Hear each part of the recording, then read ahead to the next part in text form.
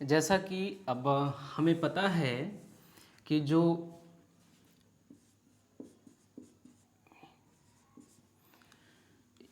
उत्तर प्रदेश लोक सेवा आयोग जो अपनी 2023 की जो प्रारंभिक परीक्षा का आयोजन होने वाला है, जो कंडक्ट होने वाला है 2023 में, इसका जो प्रारंभिक परीक्षा है ये होने वाला है 14 मई को।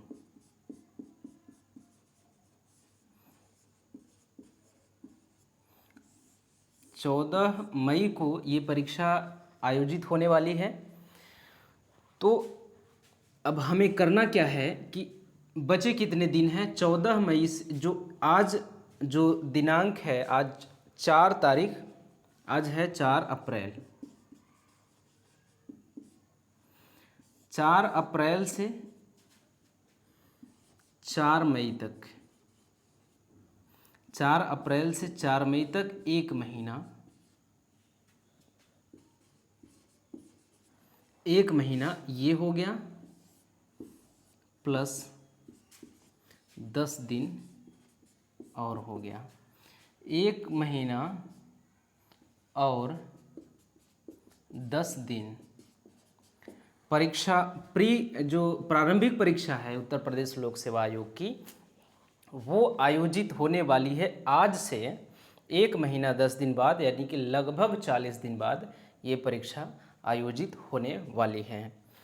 तो अब अन्य विषयों का अध्ययन करने के अलावा जो हम लोग और इतिहास, भूगोल, अर्थशास्त्र, राज्य व्यवस्था आदि विषयों का अध्ययन करते हैं, इसके अलावा हम लोग यूपी स्पेशल नाम के एक विषय का अध्ययन भी करेंगे।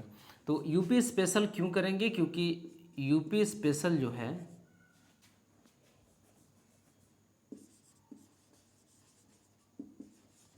यूपी स्पेशल से प्रतिवर्ष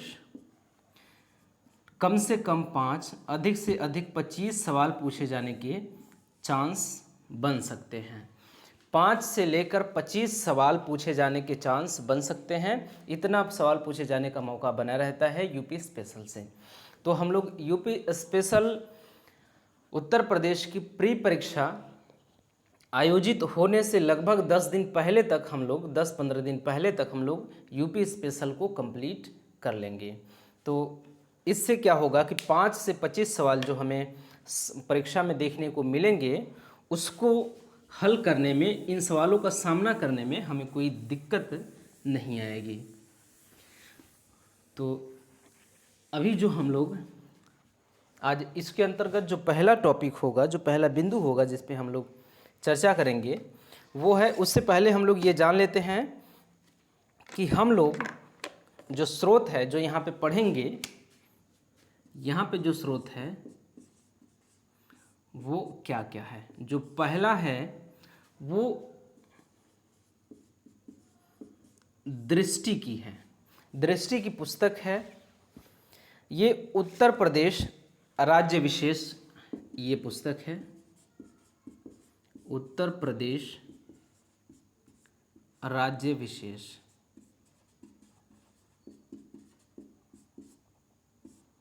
ये है। और दूसरा जो हम लोगों का स्रोत होगा, जो हम लोग यहाँ पढ़ रहे हैं, इसका होगा उत्तर प्रदेश समग्र अध्ययन। ये है राकेश सारस्वत की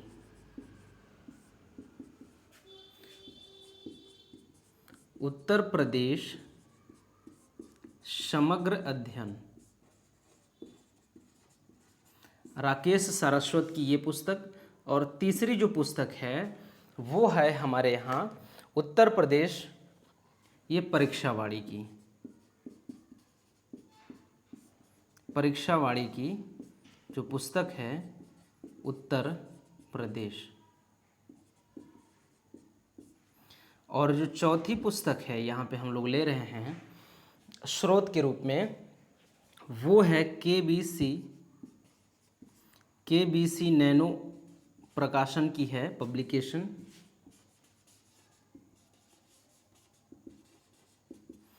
ये है उत्तर प्रदेश समग्र। ये 4 पुस्तकें हैं जो कि यूपी स्पेशल के लिए बेहद कारगर साबित होती है। उत्तर प्रदेश में आयोजित होने वाली समस्त परीक्षाओं के लिए ये चारों पुस्तक बेहद कारगर साबित होती हैं। ये सभी पुस्तकें यहाँ पे मौजूद हैं। ये है हमारे दृष्टि की जो उत्तर प्रदेश विशेष है।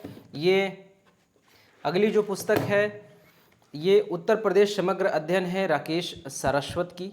ये राकेश सारस्वत की पुस्तक है और ये उत्तर प्रदेश की परीक्षावाड़ी की है। और ये है हमारा केबीसी नैनो का ये जो यूपी समग्र है ये। तो इन सभी पुस्तकों का समग्र जो होगा, इन सभी पुस्तकों का निचोड़, इन सभी पुस्तकों का सारांश यहाँ पे होगा। तो अब हम लोग शुरू करेंगे उत्तर प्रदेश की भौगोलिक स्थिति से। जो सभी इनमें से जो सभी पुस्तकें हैं, इनमें से सभी पुस्तकों का जो पहला लेसन है वो है एक संक्षिप्त अवलोकन, उत्तर प्रदेश का एक संक्षिप्त परिचय। और ये सभी में उत्तर प्रदेश एक दृष्टि में और उत्तर प्रदेश सामान्य परिचय, ये सभी में इसका मतलब ये है कि सामान्य रूप से उत्तर प्रदेश का परिचय यहाँ पे देखा जाएगा। तो उत्तर प्रदेश का सामान्य परिचय में जो है यहाँ पे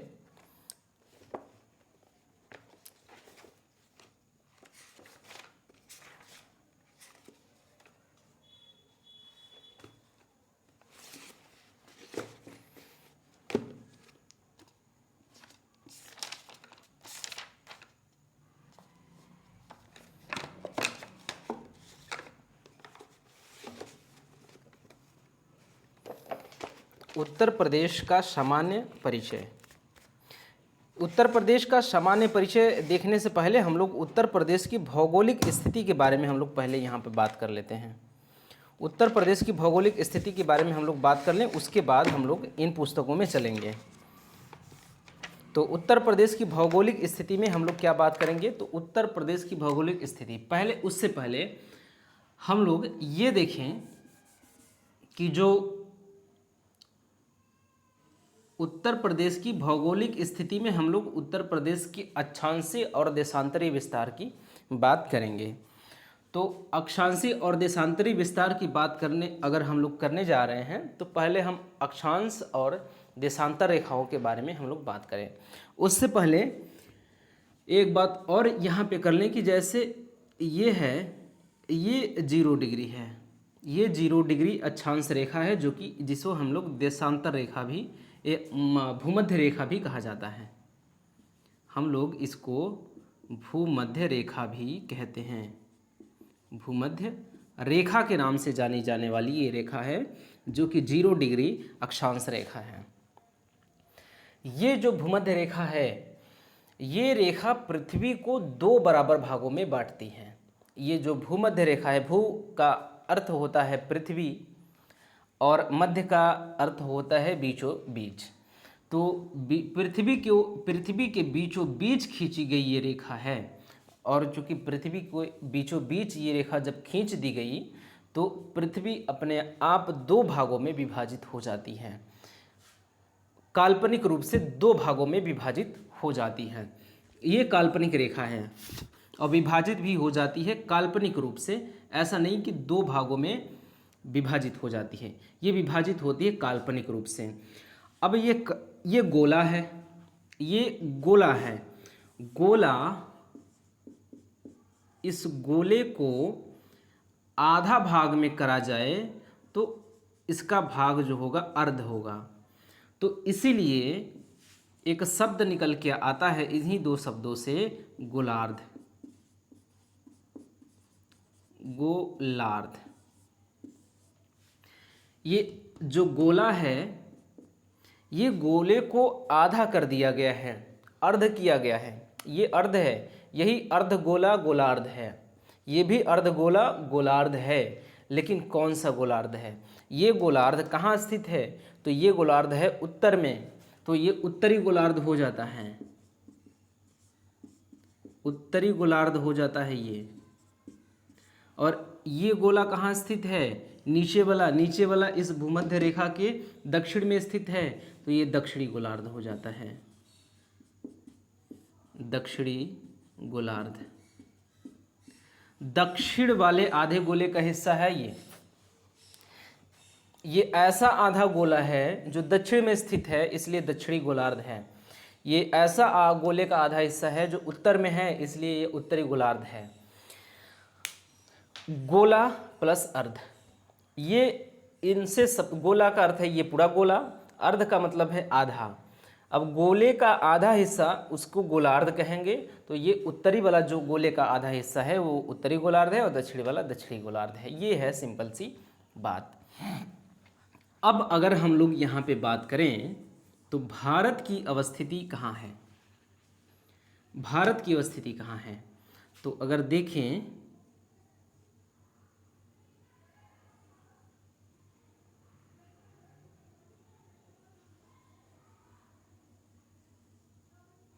जो भारत है वो यहाँ पे स्थित है। तो भारत कहाँ स्थित है? कुल मिला के स्थित है भारत उत्तरी गोलार्ध में। पृथ्वी पे भारत की स्थिति कहाँ है? तो पृथ्वी पे भारत की स्थिति जो है वो उत्तरी गोलार्ध में है, पहली बात। तो उत्तरी गोलार्ध में जब पूरा का पूरा भारत है तो उत्तर प्रदेश कहाँ होगा? उत्तर प्रदेश भी उत्तरी गोलार्ध में ही होगा। इसका मतलब जो उत्तर प्रदेश की अवस्थिति है वो ग्लोब पर उत्तरी गोलार्ध में है। लेकिन अभी यहाँ पे नहीं रुकना है, कुछ और अगर हम लोग देखें, ये उत्तरी और दक्षिणी गोलार्ध तो हो गया। अब अगर ये देखें हम लोग, ये जो भूमध्य रेखा है 0 डिग्री का जो अक्षांश रेखा है पृथ्वी को 2 बराबर भागों में बांटता है। कितने? 2 बराबर भागों में बांटता है, उत्तरी अक्षांश और दक्षिणी अक्षांश। उत्तरी गोलार्ध और दक्षिणी गोलार्ध, उत्तरी गोलार्ध और ये रहा दक्षिणी गोलार्ध।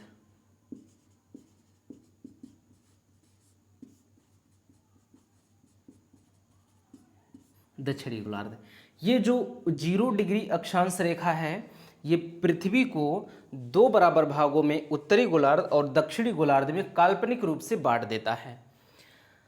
अब जो दूसरा जो 0 डिग्री का है वो देशांतर रेखा है। जो 0 डिग्री का देशांतर रेखा है वो भी पृथ्वी को 2 बराबर भागों में बांटता है। ये 0 डिग्री अक्षांश है,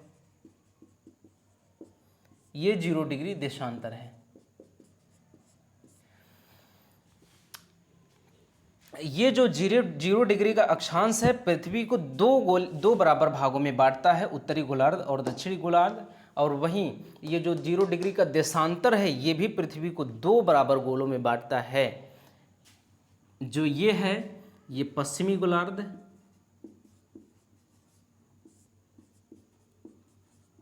पश्चिमी गोलार्ध, और ये जो है पूर्वी गोलार्ध।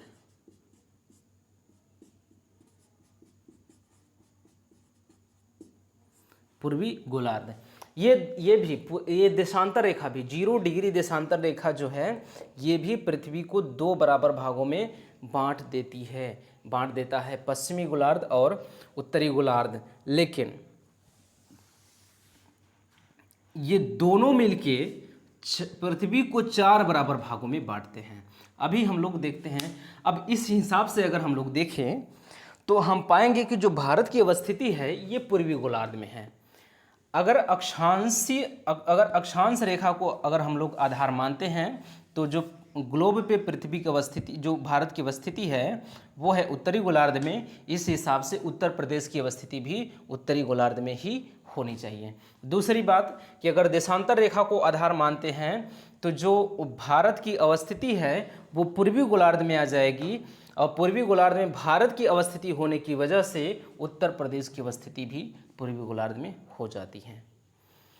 अब अगली जो बात है, ये दोनों रेखाएं मिलके पृथ्वी को 4 काल्पनिक भागों में बांटती हैं।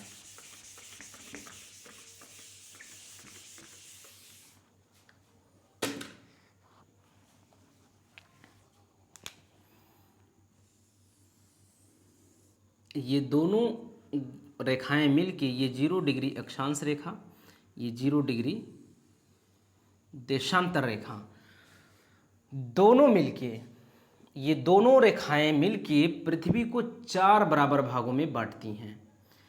अब देखें हम लोग, अगर ये उत्तर है, ये दक्षिण है, ये पूर्व है, और ये क्या है, ये है पश्चिम, ये पश्चिम है।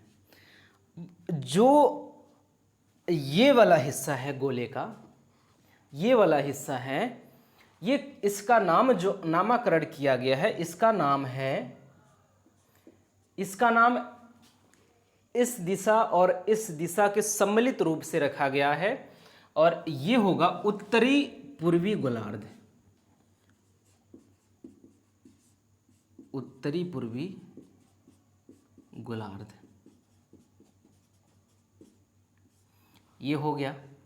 और जो ये है, ये वाला हिस्सा जो है, ये इस दिशा और इस दिशा के नाम से इसका नामकरण होगा, तो इसको कहेंगे दक्षिणी पूर्वी गोलार्ध, दक्षिणी पूर्वी गोलार्ध, दक्षिणी पूर्वी गोलार्ध। और जो इस वाले हिस्से का जो हम लोग नाम रखेंगे, ये इस और इस दिशा से, ये है ये वाली, तो इस और इस दिशा के आधार पे इसका नाम अगर रखेंगे हम लोग, तो दक्षिणी पश्चिमी गोलार्ध, दक्षिणी पश्चिमी गोलार्ध इसका नाम हो जाएगा। और बचा ये वाला, तो इसका नाम इस और इसके, तो उत्तरी पश्चिमी गोलार्ध, उत्तरी पश्चिमी गोलार्ध ये है पृथ्वी का। इस प्रकार से काल्पनिक रूप से बंटवारा किया गया है। तो अगर अब यहाँ पे हम देखें तो भारत की अवस्थिति यहाँ पे है।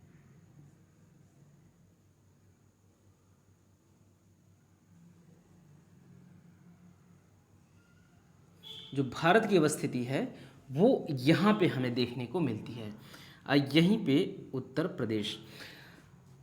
अब अगर हम लोग बात करें तो अब यहाँ पे बात होती है कंप्लीट कि उत्तर प्रदेश जो है, ये जो भारत है, भारत किस गोलार्ध में स्थित है, तो भारत स्थित है उत्तरी पूर्वी गोलार्ध में। तो भारत कहाँ स्थित है, भारत स्थित है उत्तरी पूर्वी गोलार्ध में। अगर पूरा का पूरा भारत ही उत्तरी पूर्वी गोलार्ध में स्थित है तो ये इसमें उत्तर प्रदेश भी उत्तरी पूर्वी गोलार्ध में ही स्थित है। क्योंकि हम उत्तर प्रदेश राज्य विशेष की बात कर रहे हैं, तो अगर हम लोग देखेंगे तो ये जो राज्य है उत्तर प्रदेश, उत्तर प्रदेश पृथ्वी पर उत्तरी पूर्वी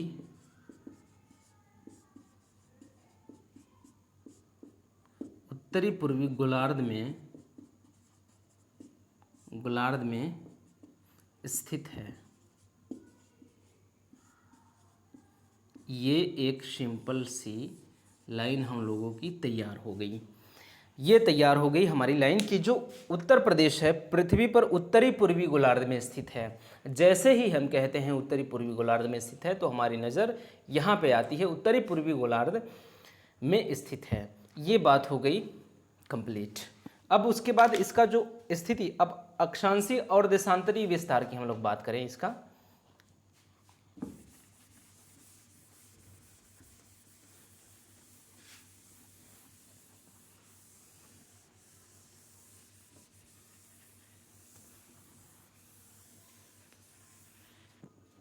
राज्य की अक्षांशीय और देशांतरी विस्तार की बात करेंगे, उससे पहले हम लोग अक्षांश और देशांतर की चर्चा थोड़ी सी कर लेते हैं। ये है ग्लोब, इसको कहते हैं अक्षांश रेखाएं। ये इस प्रकार से जो रेखाएं खींची गई हैं ग्लोब पे, ये अक्षांश रेखाएं होती हैं।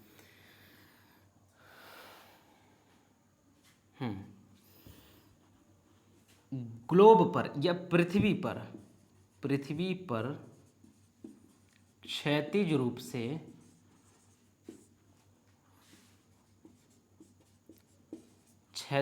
से खींची गई काल्पनिक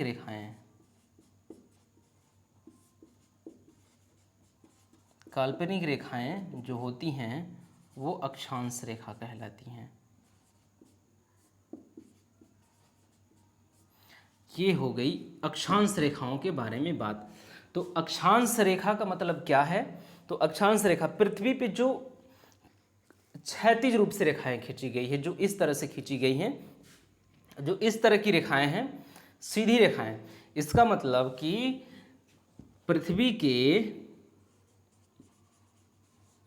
पृथ्वी पर पश्चिम व पूर्व को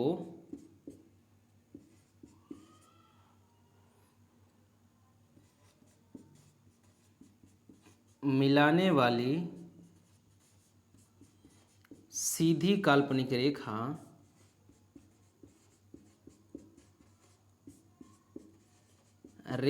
क्या होती हैं? अक्षांश रेखा होती हैं। अक्षांश रेखा ये ऐसे भी कह सकते हैं और ऐसे भी कह सकते हैं, क्योंकि ये क्या है? ये पूर्व है और ये है पश्चिम। हमने कहा कि ये पूर्व है और ये है पश्चिम। पूर्व पश्चिम, अब इन दोनों बिंदुओं को जो सीधी रेखा मिलाए, ये है पृथ्वी पर पश्चिम व पूर्व को मिलाने वाली सीधी काल्पनिक रेखा जो है ये अक्षांश रेखा है। हालांकि ये उतनी कारगर परिभाषा नहीं है। पृथ्वी पर क्षैतिज रूप से खींची गई काल्पनिक रेखाएं अक्षांश रेखाएं हैं, ये समझने मात्र के लिए है। तो ये अक्षांश रेखाएं हो गई। अब बात करते हैं देशांतर रेखाएं।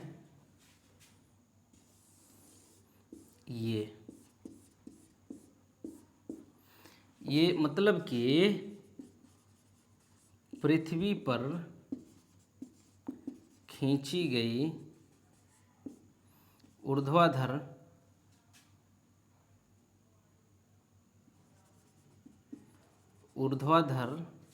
काल्पनिक रेखा यही है देशांतर रेखा। देशांतर रेखा क्या है? पृथ्वी पर खींची गई काल्पनिक रेखा जो ऊर्ध्वाधर रूप से खींची गई हो, जो ऊपर से नीचे, या ये इस प्रकार से अगर हम लोग बात करें तो उत्तर को दक्षिण से मिलाने वाली रेखा। ये इस बिंदु को इस बिंदु से मिला रही, उत्तर को दक्षिण से मिला रही हैं। तो उत्तर को दक्षिण से रेखा मिलाने वाली काल्पनिक रेखा जो कि पृथ्वी पर खींची जाती है, वो खींची जाने वाली रेखा जो है वो देशांतर रेखा है।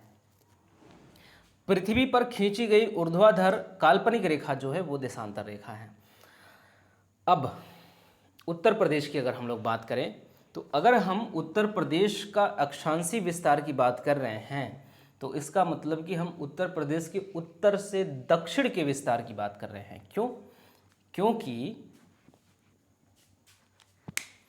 हमने अक्षांश रेखा और देशांतर रेखा को पढ़ लिया।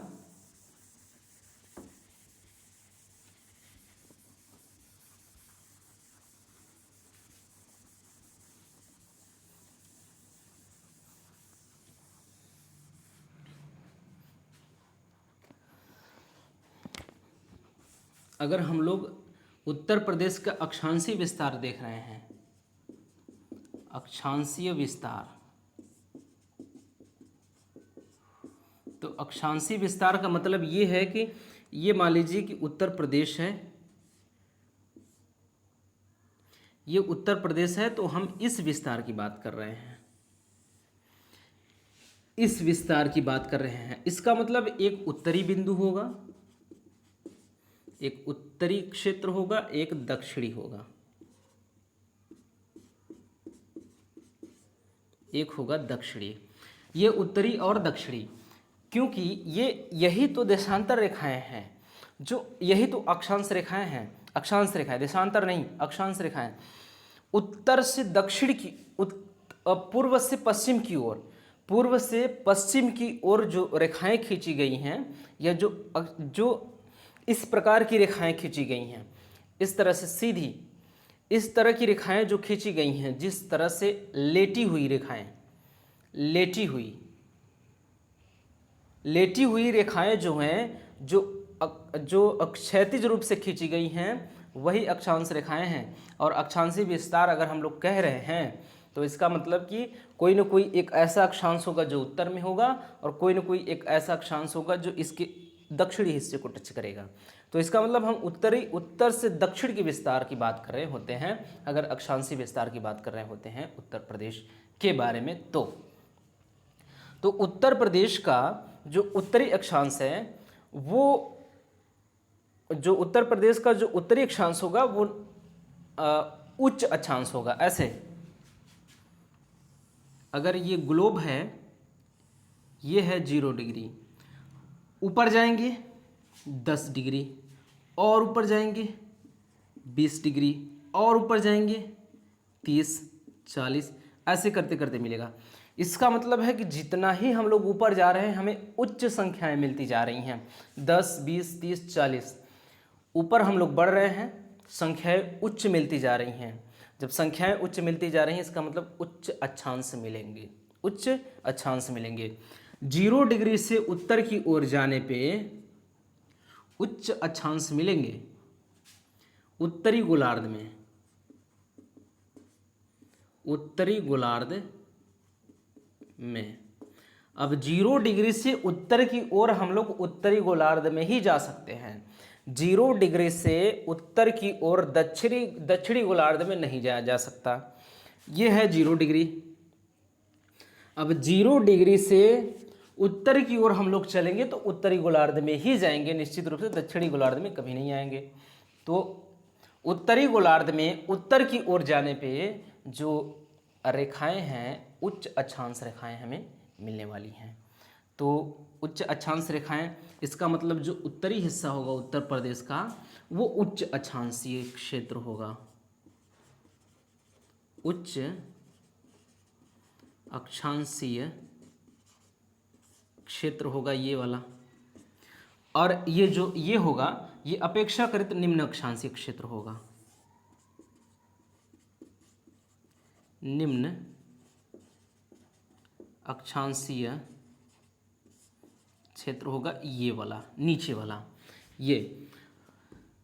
ये उत्तर प्रदेश का अक्षांशीय और देशांतरी विस्तार के बारे में अगर हम लोग अक्षांशीय विस्तार की बात कर रहे हैं तो इसका मतलब हम लोग उत्तर से दक्षिण के विस्तार की बात कर रहे हैं। और उत्तरी अक्षांश जो होगा उच्च अक्षांश होगा, क्योंकि उत्तर की ओर जाने पे उच्च अक्षांश हमें मिलते हैं। और दक्षिणी विस्तार जो होगा इसका वो होगा निम्न अक्षांशीय वाला क्षेत्र होगा, अपेक्षाकृत उत्तरी, उसके अपेक्षाकृत। और दूसरी बात, जिस भी एरिया का अगर अक्षांशीय विस्तार अगर अधिक है तो इसका परिणाम ये होगा कि यहाँ पे जो मौसमी विशेषताएं हैं, मौसमी विशेषताओं में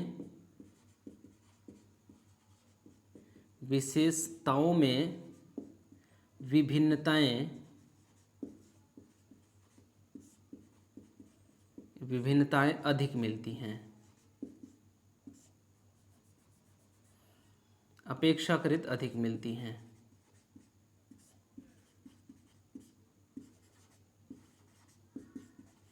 अधिक मिलती हैं।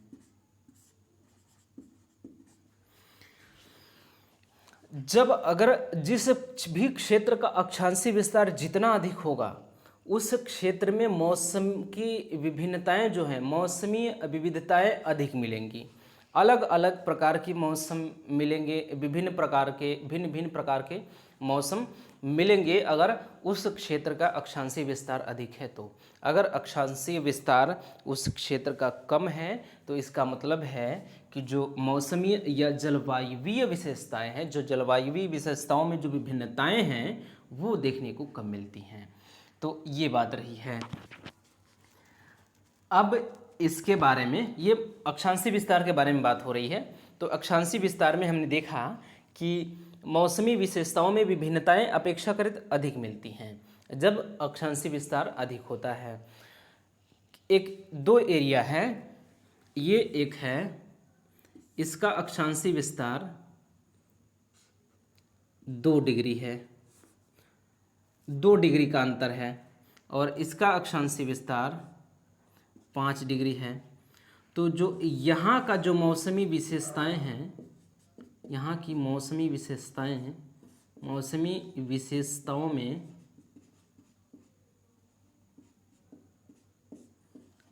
विभिन्नताएं अधिक मिलेंगी, विभिन्नताएं कम मिलेंगी, क्योंकि इसका जो विस्तार है इसकी अपेक्षा हम इसकी ये दोनों क्षेत्र की अपेक्षा की बात कर रहे हैं, इन दोनों क्षेत्र की तुलनात्मक रूप से बात कर रहे हैं। और यहाँ पे जो है ना, यहाँ पे क्या होगा कि यहाँ पे मौसमी विशेषताएं की मौसमी विभिन्नताएं जो हैं अधिक मिलेंगी, अधिक मिलेंगी यहाँ पे।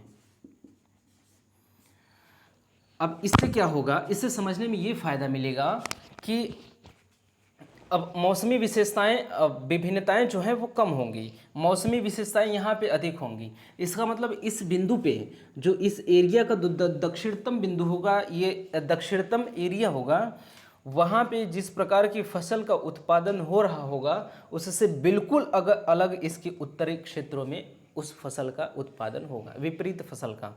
क्योंकि यहाँ कुछ और हो रहा होगा, यहाँ मौसम कुछ और है, मौसम कुछ और है, वहाँ मौसम कुछ और है। तो मौसमी विभिन्नताएं होने के कारण अलग अलग प्रकार की फसलों का उत्पादन होता है। और जिसका जो अक्षांशी विस्तार कम होता है ना, अक्षांशी विस्तार कम होने की वजह से मौसमी विशेषताओं में विभिन्नताएं भी कम होती हैं। और जब मौसमी विशेषताओं में विभिन्नताएं कम होती हैं तो फसलों की जो विभिन्नताएं होती हैं, अलग अलग प्रकार की फसलें होंगी। अगर अधिक मौसमी विभिन्नताएं होंगी, यहाँ पे कुछ और मौसम होगा तो फसल कुछ और, यहाँ पे मौसम कुछ और तो फसल कुछ और, यहाँ पे मौसम कुछ और तो फसल कुछ और। इस प्रकार से अगर ये विस्तार अगर यहीं तक रह जाए तो इस उत्तर, यहाँ से अगर ये विस्तार यहीं तक रह जाए, ये विस्तार यहीं तक रह जाए, तो मान लीजिए कि यहाँ 1 फसल है, यहाँ 2 फसल है, यहाँ 3 फसल है, यहाँ 4 फसल है, 5 फसल है, 6 फसल है, 6 फसलों का उत्पादन हो रहा है। इस प्रकार से इन तरह की विशेषताओं में यहाँ की विशेषताएं इस प्रकार से हैं कि फसल 1 पैदा हो रहा है, यहाँ पे फसल 2, फसल 3, इस यहाँ पे 6 प्रकार की फसलों का उत्पादन हो रहा है। क्योंकि यहाँ पे जो अक्षांशी विस्तार है इस प्रकार से है, अधिक है, तो मौसमी विशेषताएं भी अलग अलग हैं। जब मौसमी विशेषताएं अलग अलग हैं तो फसलों का उत्पादन अलग अलग है। यहाँ पे 1 हो रहा है, यहाँ पे 2, यहाँ पे 3, यहाँ पे 4, यहाँ 5, 6, इस प्रकार से हो रहा है। अगर इसका जो विस्तार है यहाँ तक न होकर यहीं तक रह जाए तो मौसमी विशेषताओं में जो विभिन्नताएं हैं वो कम हो जाएंगी। जब मौसमी विशेषताओं की विभिन्नताएं में कमी आएगी, विभिन्नताओं में कमी आएगी, तो फसलों का उत्पादन जो है, विभिन्न प्रकार के फसल जो हैं वो भी कम होंगे।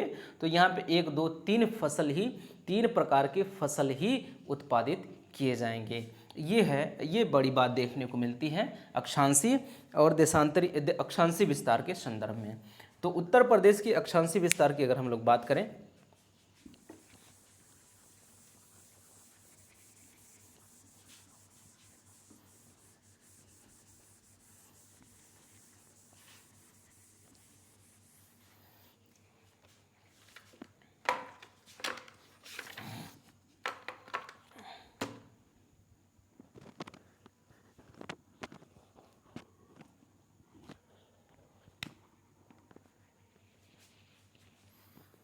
ये 23 डिग्री 52 मिनट 31 डिग्री 28 मिनट तक, 23 डिग्री 52 मिनट से 31 डिग्री 28 मिनट, 31 डिग्री 28 मिनट उत्तरी अक्षांश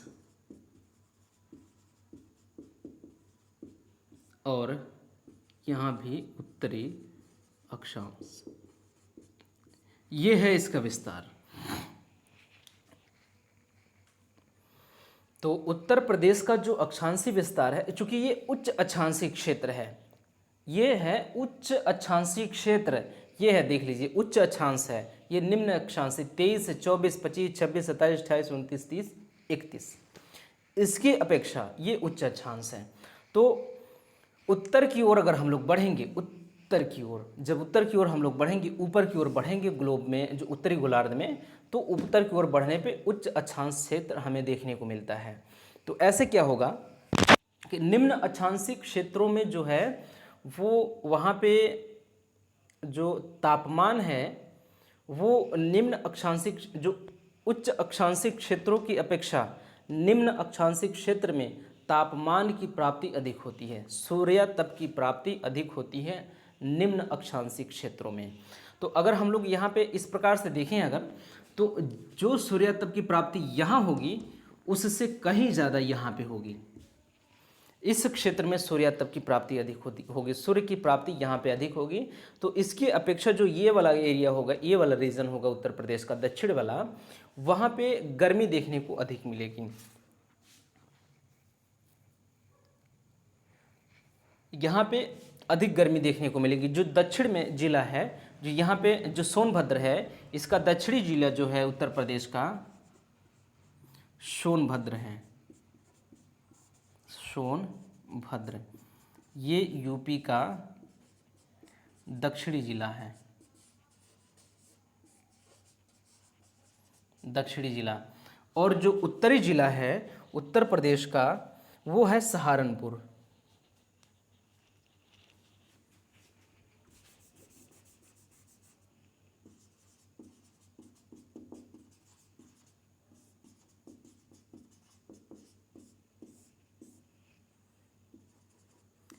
सहारनपुर यूपी का उत्तरी जिला,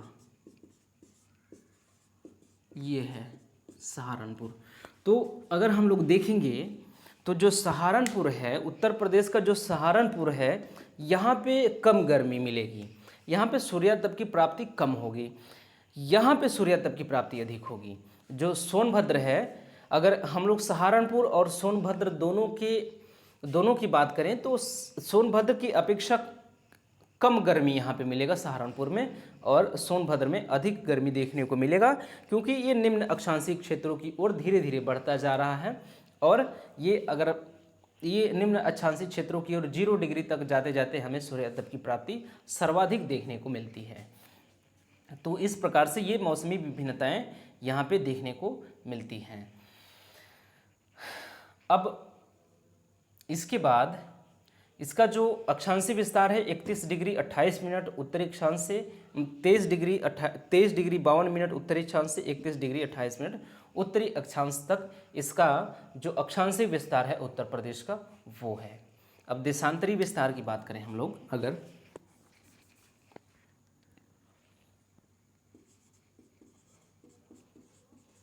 देशांतरीय विस्तार, देशांतरी विस्तार की अगर हम लोग बात कर रहे हैं तो इसका मतलब है कि हम लोग पूर्व से पश्चिम का विस्तार की बात कर रहे हैं। पूर्व से पश्चिम कितना विस्तृत है, कितने एरिया में विस्तृत है, किन किन 2 देशांतर रेखाओं के बीच में स्थित है।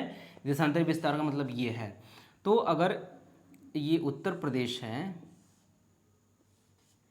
ये उत्तर प्रदेश है, तो इसका मतलब है कि हम लोग इस प्रकार के विस्तार की बात कर रहे हैं, इस विस्तार की बात कर रहे हैं, ये इस विस्तार की बात कर रहे हैं। तो इसका मतलब हम लोग ये देखना चाहते हैं कि पूर्व से पश्चिम तक कितना विस्तार है इसका। ऐसे ये हो गया पूर्व और ये हो गया पश्चिम, ये हो गया पश्चिम, और फिर यहाँ पे एक गोला बनाते हैं और देखते हैं कि जो देशांतरी है, क्योंकि ये ऐसे पूर्व में है, पूर्व में स्थित है, तो पूर्व की ओर पूर्वी गोलार्ध में जाने पे जो देशांतर रेखाएं हैं और पूर्व की ओर जाएंगे तो निम्न उच्च देशांतर रेखाएं मिलेंगी कि ये 0 है, 10 है, 20 है, 30 है, 40 है, ऐसे करते करते उच्च देशांतर रेखाएं हमें देखने को मिलती हैं अगर हम पूर्व की ओर और बढ़ें।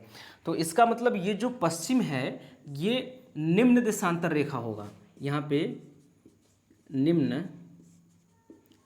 देशांतरीय क्षेत्र होगा, यहाँ पे उत्तर प्रदेश का निम्न देशांतरीय क्षेत्र होगा यहाँ पे, ये वाला।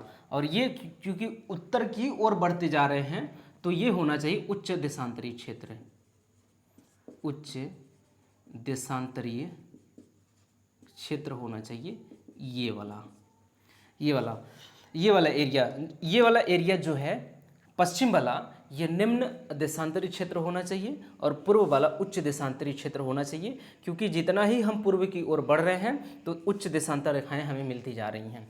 तो पूर्व की ओर बढ़ने पे, इधर की ओर जाने पे हमें पूर्व वाला जो होगा इसके अपेक्षा ये उच्च देशांतरीय क्षेत्र होगा ये वाला।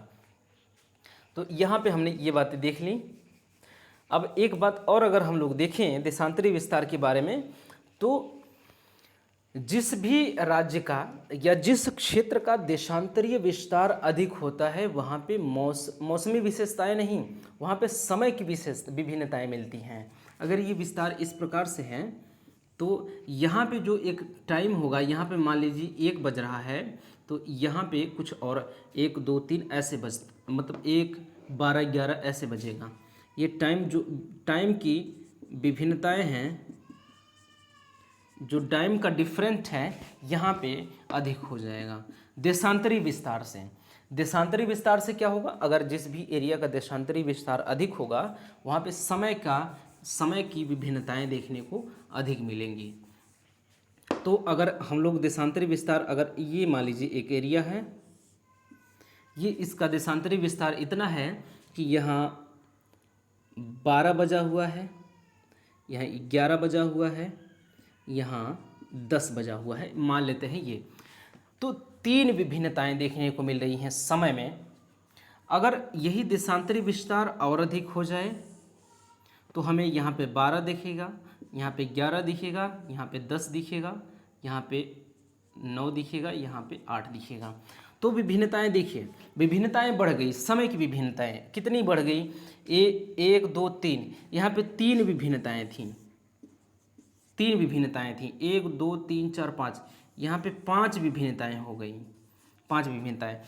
देशांतरीय विस्तार जितना ही बढ़ेगा, देशांतरीय विस्तार जितना बढ़ेगा जिस एरिया का, या देशांतरीय विस्तार जिन एरिया का जितना ही अधिक होगा, उस एरिया में, उस इलाके में जो समय की विशेषता, जो टाइम है, टाइम में विभिन्नताएं अधिक देखने को मिलेंगी।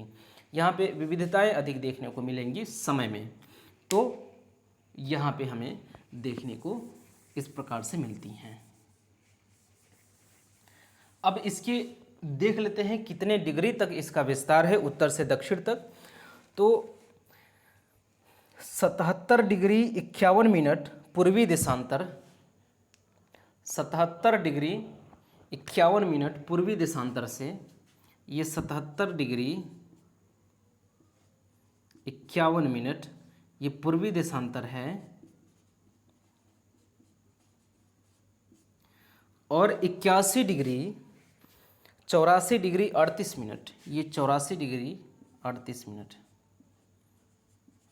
38 मिनट जो है ये भी पूर्वी देशांतर है। इसका विस्तार है उत्तर प्रदेश का। ये अक्षांशीय और देशांतरीय विस्तार इस प्रकार से है उत्तर प्रदेश का। तो देशांतरीय विस्तार क्या है, चूँकि ये निम्न अक्षांशीय, देख लीजिए ये 84 डिग्री है, ये 77 डिग्री है, ये 84 की अपेक्षा ये निम्न है, निम्न संख्या है, छोटी संख्या है 84 की अपेक्षाकृत। तो ये जो है ये 77 डिग्री 51 मिनट है, ये 84 डिग्री और 38 मिनट है। ये है, ये ग्लोब होगा, ये 0 डिग्री होगा, 0 डिग्री से यहाँ पे जाएगा, यहाँ पे 10, 20, 30, 40, 50, 60, 70, 80, 70 आएगा। यहाँ पे अगर 70 आता है तो ये 70 से थोड़ा सा आगे 77 डिग्री ये जाएगा देशांतर, 77, फिर 70 के बाद 80 आएगा, 80 के बाद 84 थोड़ा सा ये जाएगा, और इन्हीं के बीच में ये उत्तर प्रदेश, इन्हीं 2 रेखाओं के बीच में उत्तर प्रदेश स्थिति अवस्थित है। उत्तर प्रदेश इन्हीं दो रेखाओं के बीच में स्थित है। इस प्रकार से ये है उत्तर प्रदेश का देशांतरी विस्तार। ये 77 डिग्री 51 मिनट है और ये जो अगला वाला है 84 डिग्री 38 मिनट पूर्वी देशांतर रेखा है। पूर्वी देशांतर दोनों इसलिए हैं कि दोनों जो रेखाएं इस 0 डिग्री देशांतर रेखा के पूर्व में हैं। जो 0 डिग्री देशांतर रेखा है इसके पूर्व में दोनों रेखाएं इसके पूर्व में। हाँ, ये बात और है कि उत्तर प्रदेश के पूर्व में, उत्तर प्रदेश के संदर्भ में उसके पूर्व में ये रेखा है और उत्तर प्रदेश के संदर्भ में उसके पूर्व में उत्तर प्रदेश के पश्चिम में ये पश्चिमी रेखा है। लेकिन अगर पूरे के पूरे ग्लोब की बात करें तो पूरे के पूरे ग्लोब में ये दोनों रेखाएं पूरी तरह से पूर्वी ग्लोब में स्थित हैं, तो पूर्वी देशांतर रेखाएं होंगी ये दोनों रेखाएं। तो इस प्रकार से पूर्वी देशांतरी और अक्षांशीय विस्तार है उत्तर प्रदेश का इस प्रकार से। अब इसमें जो बचा है वो ये है कि जो इसका पश्चिम से पूर्व, जो पश्चिम से पूर्व की लंबाई है ये वाली, यहाँ से यहाँ तक उत्तर प्रदेश की पश्चिम से पूर्व की जो लंबाई है वो है 650 किलोमीटर। 650 kilometre 650 kilometre. इसका जो अक्षांशीय विस्तार, जो हम देशांतरी विस्तार देख रहे हैं, ये पूर्व से पश्चिम, पूर्व से पश्चिम, पूर्व से पश्चिम का जो विस्तार है इसका, ये 650 किलोमीटर लंबा है। और जो उत्तर से दक्षिण की चौड़ाई है वो ये 240 किलोमीटर है। ये वाली जो लंबाई है यहाँ पे हम देख रहे हैं, ये वाली 240 किलोमीटर है। ये 240 किलोमीटर है उत्तर प्रदेश का। तो ये इतनी बातें उत्तर प्रदेश के विस्तार के संबंध में हो गया कि उत्तर प्रदेश की अवस्थिति ग्लोब पे, पृथ्वी पे कहाँ है, अक्षांशीय विस्तार क्या है और देशांतरीय विस्तार क्या है, ये छोटा सा परिचय। इसके बाद हमने ये देख लिया कि जो पूर्व से पश्चिम का विस्तार है उत्तर प्रदेश का 650 किलोमीटर है और जो ये उत्तर से दक्षिण का विस्तार है वो 240 किलोमीटर है। इसका मतलब कि अक्षांशीय विस्तार जो है उत्तर प्रदेश का वो कम है। अक्षांशीय विस्तार देशांतरीय विस्तार की अपेक्षा कम है। तो जो उत्तर प्रदेश का देशांतरीय विस्तार है वो अक्षांशीय विस्तार की अपेक्षा अधिक है। तो इतनी बातें हो गई। जो सोनभद्र है उत्तर प्रदेश का सबसे दक्षिणी जिला है, जो सहारनपुर है उत्तर प्रदेश का सबसे उत्तरी जिला है।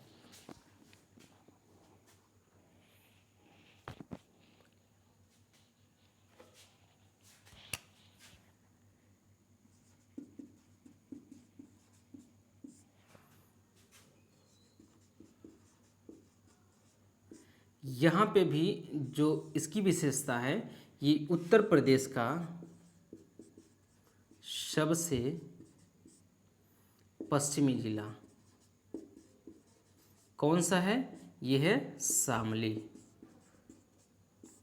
और उत्तर प्रदेश का सबसे पूर्वी जिला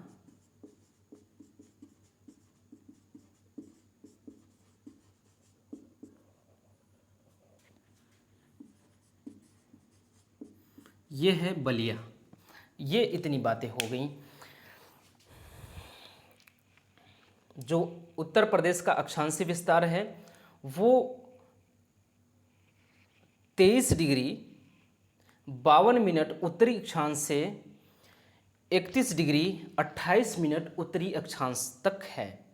जो 23 डिग्री और 52 मिनट का और 31 डिग्री 28 मिनट जो दो रेखाएं हैं, अक्षांश रेखाएं हैं, उनके बीच की दूरी 240 किलोमीटर है। इसका मतलब ये है कि जो इसका उत्तर से दक्षिणी विस्तार है वो 240 किलोमीटर का है उत्तर प्रदेश का। और दूसरी बात ये है कि 23 डिग्री 52 मिनट का जो अक्षांश रेखा है वो उत्तर प्रदेश के सोनभद्र को टच करता है। उत्तर प्रदेश के सोनभद्र को टच करता है। इस आधार पे, इस हिसाब से, अर्थात हम ये कह सकते हैं कि उत्तर प्रदेश का सबसे दक्षिणी जिला जो है, सबसे दक्षिणी जिला है वो है सोनभद्र। और जो 31 डिग्री 28 मिनट का उत्तरी अक्षांश है ये सहारनपुर को टच करता है। चूंकि 31 डिग्री 28 मिनट उत्तर प्रदेश का सबसे उत्तरी विस्तार है, तो ये जो जिला है ये भी उत्तर प्रदेश का सबसे उत्तरी जिला होगा, ये बात। और ये विस्तार 240 किलोमीटर, चूंकि उत्तरी विस्तार उच्च अक्षांशीय क्षेत्र तक होगा और दक्षिणी विस्तार जो होगा निम्न अक्षांशीय क्षेत्र होगा। उसी तरह से देशांतरी विस्तार की अगर बात करें तो उत्तर प्रदेश का देशांतरी विस्तार 77 डिग्री 51 मिनट पूर्वी देशांतर से 84 डिग्री 38 मिनट पूर्वी देशांतर तक फैला हुआ है। ये जो 77 डिग्री 51 मिनट और 84 डिग्री 38 मिनट जो दो देशांतर रेखाएं हैं उनके बीच की दूरी जो है 650 किलोमीटर है। 650 किलोमीटर इसके बीच की दूरी है। इसका मतलब ये है कि उत्तर प्रदेश का पूर्व से पश्चिम का जो विस्तार है वो 650 किलोमीटर है। उसके बाद अगर हम लोग बात करें तो जो 77 डिग्री 51 मिनट का जो रेखा है वो टच करता है शामली से 77 डिग्री 51 मिनट, जबकि उत्तर प्रदेश का सबसे पश्चिमी देशांतर रेखा है, सबसे पश्चिमी विस्तार है। इसका मतलब जो शामली है उत्तर प्रदेश का सबसे पश्चिमी जिला होगा। दूसरी बात ये कि 84 डिग्री 38 मिनट जो पूर्वी देशांतर रेखा है ये बलिया को टच करेगा, बलिया को टच करेगा। अब चूंकि 84 डिग्री 38 मिनट उत्तर प्रदेश का सबसे पूर्वी विस्तार है, सबसे पूर्वी विस्तार है और ये टच कर रहा है बलिया से, तो इसका मतलब उत्तर प्रदेश का सबसे पूर्वी जिला जो होगा वो बलिया होगा।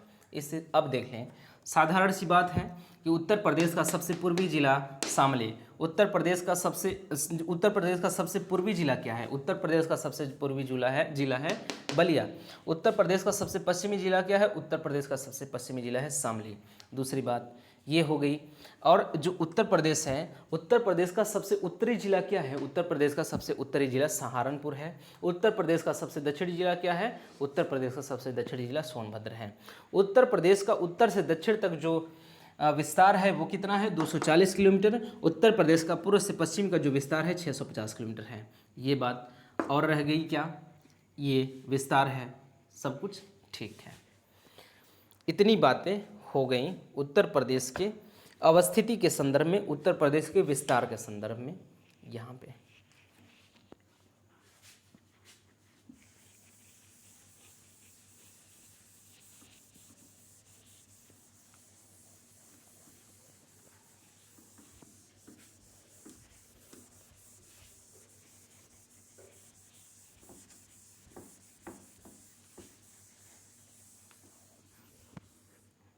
इसके बाद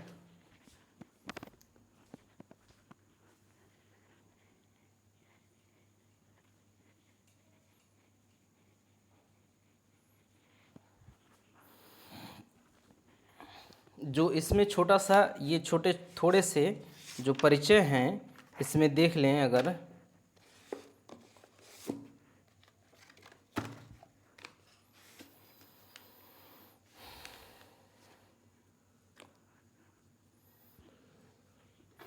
यहाँ पे जो है अगली बात देखने को मिल रही है वो प्रदेश का नाम। अच्छा, हमने विस्तार देख लिया, अब प्रदेश का नाम जो है तो ये तो उतना इम्पोर्टेंट नहीं है, फिर भी देख लेते हैं। अच्छा, प्रदेश का नाम, अब कुछ चूँकि छोड़ना है नहीं, जो तीनों चारों पुस्तक में है वो सभी चीज़ें लेकर यहाँ पे चलनी है, क्योंकि कुछ हमें जो एक में नहीं मिलेगी वो तीनों में मिल जाएगा, जो उसमें नहीं मिलेगा उसमें मिलेगा, जो उसमें नहीं मिलेगा उसमें मिलेगा, तो कुछ छूटेगा नहीं। इस हिसाब से सारी चीज़ें हमें मिल जाएंगी। 4 पुस्तकें लेकर चल रहे हैं, जो कि एक भी पुस्तक अगर पढ़ लिया जाए कायदे का तो वो उत्तर प्रदेश विशेष के लिए बेहद कारगर साबित हो सकता है। और यहाँ पे तो हम लोग चारों पुस्तकों का जो समुच्चय है वो लेकर चल रहे हैं। तो उत्तर प्रदेश का नाम जो है 1836 से उत्तर पश्चिम प्रांत था। पहला जो है इसका नाम था उत्तर पश्चिम प्रांत, उत्तर पश्चिम प्रांत। इसका प्रारंभ में उत्तर प्रदेश का नाम हुआ करता था। क्या हुआ करता था? उत्तर पश्चिम प्रांत। ये कब से हुआ करता था? तो 1836 से इसका नाम उत्तर पश्चिम प्रांत हुआ, 1836 से। और दूसरा नाम हमें देखने को कब से मिलता है, तो दूसरा नाम हमें देखने को मिलता है 1877 से उत्तर पश्चिम प्रांत एवं अवध। उत्तर पश्चिम प्रांत, उत्तर पश्चिम प्रांत और अवध, ये मिलता है 1877 से। 1877 से उत्तर पश्चिम प्रांत, ये वाला नाम तो रहा ही, एक और नाम ये वाला जुड़ गया, अवध। अवध नाम से भी जाना जाने लगा उत्तर प्रदेश को। और तीसरा जो है आगरा नाम से भी जाना जाता था उत्तर प्रदेश को। आगरा एवं अवध का संयुक्त प्रांत, आगरा एवं अवध का संयुक्त प्रांत, संयुक्त प्रांत के नाम से जाना जाता था 1902 से उत्तर प्रदेश को। सन 1902 से उत्तर प्रदेश को आगरा एवं अवध का संयुक्त प्रांत के नाम से जाना जाता था। और जो अगला नाम है कि संयुक्त प्रांत, संयुक्त प्रांत, संयुक्त प्रांत नाम से जाना जाने लगा इसको 1937 से। 1937 से उसके बाद जो उत्तर प्रदेश, इसके बाद अगला नाम आता है 24 जनवरी 1950 से उत्तर प्रदेश।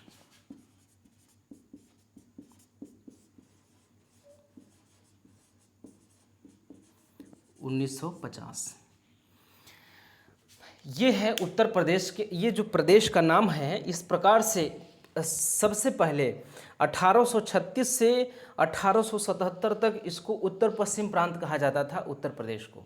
उसके बाद बदलाव हुआ, मतलब अलग नाम से एक और नाम जोड़ा गया अवध। जो उत्तर पश्चिम प्रांत के नाम से तो जाना ही जाता था, इसको अवध नाम से भी जाना जाने लगा 1877 से। और जो तीसरी बात आती है, तीसरे नंबर पे आगरा एवं अवध का संयुक्त प्रांत भी इसको कहा जाने लगा 1902 ईस्वी से। और उसके बाद संयुक्त प्रांत हुआ 1937 से। ये संयुक्त प्रांत, इसको ही संयुक्त प्रांत जो है सिर्फ और सिर्फ संयुक्त प्रांत हुआ, केवल और केवल संयुक्त प्रांत नाम से जाना जाने लगा सन 1937 ईस्वी से।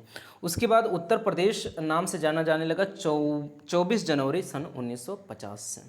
तो उत्तर प्रदेश से राज्य का गठन, उत्तर प्रदेश नाम से राज्य का गठन कब हुआ, तो उत्तर प्रदेश नाम से राज्य का गठन 24 जनवरी सन 1950 को हुआ है।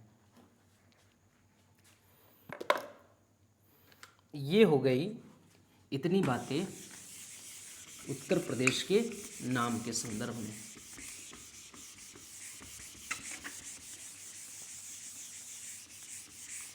अब इसके बाद जो यहाँ पे दिया जा रहा है, इसके राजधानी के बारे में बात करी जा रही है। प्रदेश की राजधानी, प्रदेश की राजधानी की बात की जा रही है यहाँ पे। तो प्रदेश की राजधानी प्रारंभ में क्या हुआ करता था, तो प्रदेश की राजधानी आगरा, प्रयागराज, लखनऊ, आगरा, प्रयागराज, लखनऊ,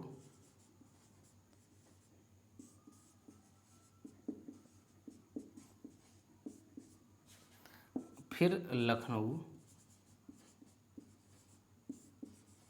पूर्णतः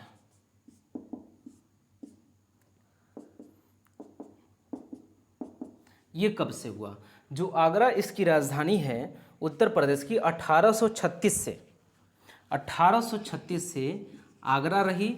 1858 में आके इसको प्रयागराज इसकी राजधानी को कर दिया गया।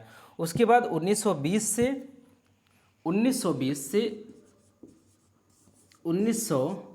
से लखनऊ किया गया आंशिक रूप से। उसके बाद 1935 में इसको पूर्णतः उत्तर प्रदेश की राजधानी बना दिया गया।